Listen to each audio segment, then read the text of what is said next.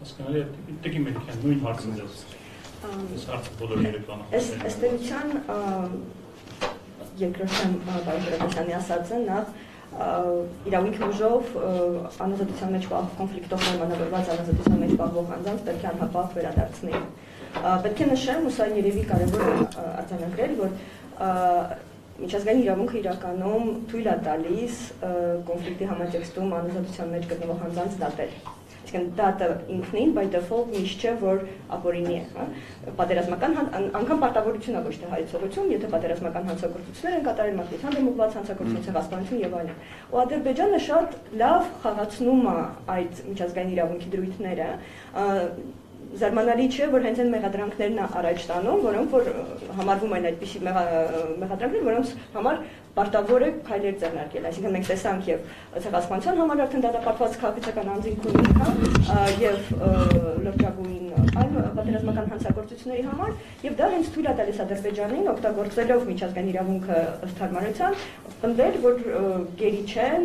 այլ պատերազմական հանցագործը, դրա համար դատում եմ իրավաչափը, գործողություններս եւ այլն։ Եթե մենք չենք հակադրում, հակափաստարկ բերում այդ հանգամանքներին, իսկ մեզ համար կարևոր է, ընդգծեմ, հատկապես 20 թվականից հետո դատավարությունները, որոնց որ մենք դիտարկում ենք հեռավար, որքանով որ թույլ էր տալիս, լուսաբանումը, նախկինում ավելի շատ են լուսաբանում իդեպ, դա էլ 10 եղավ ադրբեջանցիներին, շատ ավելի քիչ ու ավելի սահմանափակ են հիմա լուսաբանում դատավարությունները Բաքվում։ Ակնհայտորեն երևում էր, որ մեղադրանքները անհիմն են, ուռճացված եւ պաշտպանության որևէ երաշխիք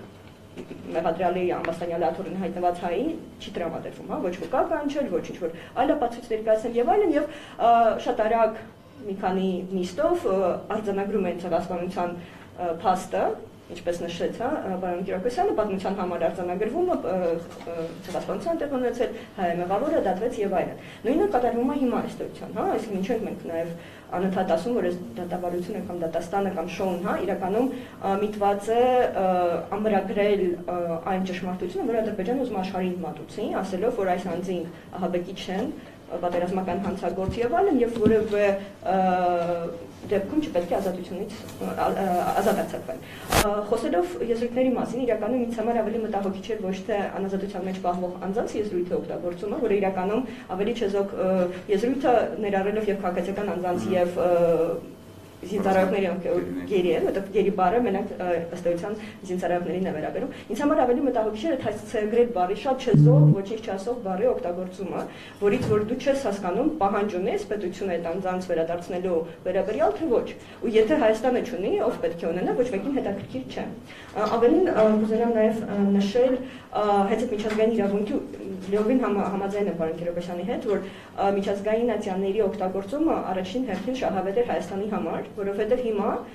Ալիևը որևէ առիթ միջազգային հարթակներում բաց չի թողնում ասելու, որ ամեն ինչ արվել է Լեռնային Ղարաբաղի շուրջ, կոնֆլիկտի համաճկում հատկապես 20 ու 23 թվականի ժամանակահատվածում իրականացվել է միջազգային իրավունքի բացարձակ անթերի պահպանման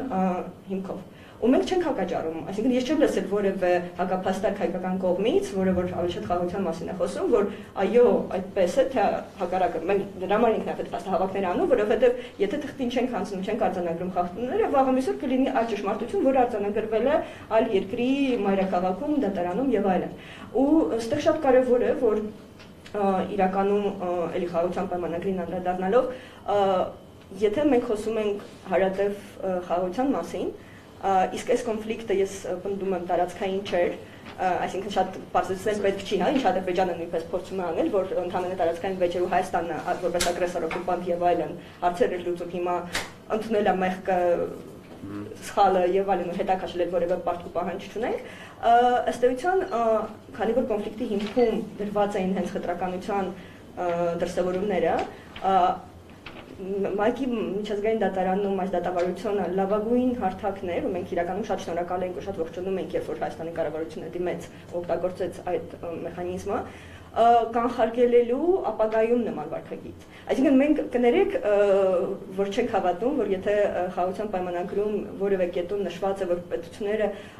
պատրաստական են եւ պարտավորվում են այլևս շատ հանդուրժող լինել եւ իրար չատել, որ չենք հավատում այդ բարակապակցությանը։ Այսինքն մեզ պետք է որ արձանագրվի այն վարքագիծը, որը ոչ իրավաչափ է, եւ համապատասխան քայլեր ձեռնարկվեն այդ վարքագիծը փոխելու ուղղությամբ։ Մենք նման բան դեռևս չենք տեսնում։ Շնորհակալություն։